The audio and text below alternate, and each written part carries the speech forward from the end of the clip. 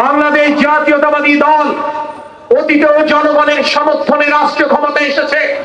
আমরা বিশ্বাস করি একটি সুষ্ঠু নির্বাচনী ব্যবস্থা যদি ফিরে আসে, বাংলাদেশের জনগণ আবারও ধানের শীষ প্রতীকে তার আস্থার বহিঃপ্রকাশ ঘটাবে।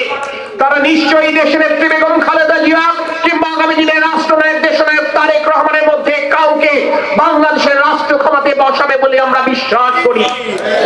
সেই জনগণের প্রতি দায়বদ্ধতার জায়গা থেকে আমরা বলতে চাই, 17 বছর আওয়ামী লীগ যেভাবে এই দেশটি শাসন করেছে, 17 বছর যাবৎ আওয়ামী লীগ যেভাবে রাষ্ট্র পরিচালনা করেছে, 17 বছর যাবৎ যেভাবে বাংলাদেশে আওয়ামী লীগ এই যশোরের সন্ত্রাসের রাম রাজত্ব কায়েম করেছে, বাংলাদেশ জাতীয়তাবাদী দলের কর্মী হিসেবে আমরা কাউকে আর কোনোদিন যশোরকে আর বাংলাদেশের কোন প্রান্তে সেই অবস্থার পুনরাবৃত্তি ঘটানোর সুযোগ দেব না।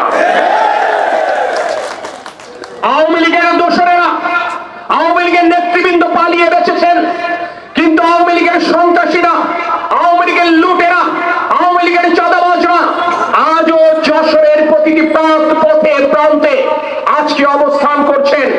আমি বিগত দিনেও বলেছি, স্পষ্ট বার্তা দিতে চাই, যারা জনগণের প্রতিপক্ষ হিসেবে গত 17টি বছর এই যশোরে অবস্থান করেছেন, তারেক রহমানের কর্মী হিসেবে আপনাদের কৃতকর্ম এবং অপকর্মকে বিএনপি ক্ষমা করলেও, প্রতিহিংসার রাজনীতিতে আমরা বিশ্বাস না করলেও, যশোরবাসী যদি আপনাদেরকে মোকাবেলা করে, আমরা আপনাদেরকে রক্ষা করতে এগিয়ে যাব না। কারণ আমাদের দায়বদ্ধতা যশোরের সাধারণ মানুষের প্রতি, কারণ আমাদের দায়বদ্ধতা বাংলাদেশের গণতন্ত্রকামী 18 কোটি মানুষের প্রতি। আমরা ওই সন্ত্রাসীদের পক্ষে নয়, আমরা বাংলাদেশের শান্তিকামী জনতার পক্ষে। আর সেই কারণেই আমরা যশোরে কোনো অনাচারের পুনরাবৃত্তি ঘটতে দিতে চাই না। চাই না বলেই 5ই আগস্ট সন্ধ্যা থেকে আমার রাজপথের সহকর্মীরা আজও প্রতি মুহূর্তে পাড়া মহল্লায় সুরক্ষা নিশ্চিত করবার জন্য তারা নির্ঘুম রজনী পার করছেন। আমরা একটি গণতান্ত্রিক বাংলাদেশ ফিরে পেতে চাই। আমরা এমন একটি বাংলাদেশ ফিরে পেতে চাই যেখানে মানুষের মানবাধিকার থাকবে, স্বাভাবিক মৃত্যুর গ্যারান্টি থাকবে, আদালতে আইনের শাসন থাকবে। তারা কেউ প্রতিহিংসা পরায়ণ নয় বলে 17টি বছর অপেক্ষা করেছে। আমরা মনে করি একটি সুষ্ঠু বিচার ব্যবস্থার মাধ্যমে তারা তাদের স্বজন হারানোর যে দুঃখ, সেই কষ্ট তারা লাঘব করবার উপলক্ষ খুঁজে পাবে, অর্থাৎ তারা ন্যায় বিচারটি পাবে।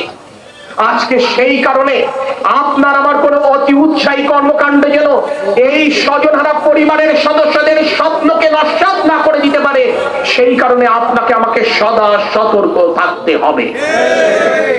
আপনারা দেখেছেন 5ই আগস্ট জনগণের আকাঙ্ক্ষা পূরণ করতে ব্যর্থ হওয়ার কারণে যশোর জেলা বিএনপি, নগর বিএনপি, সদর উপজেলা বিএনপি, অঙ্গ এবং সহযোগী সংগঠনের বিভিন্ন পর্যায়ের নেতৃবৃন্দের বিরুদ্ধে আমরা সাংগঠনিক ব্যবস্থা নিতে বাধ্য হয়েছি।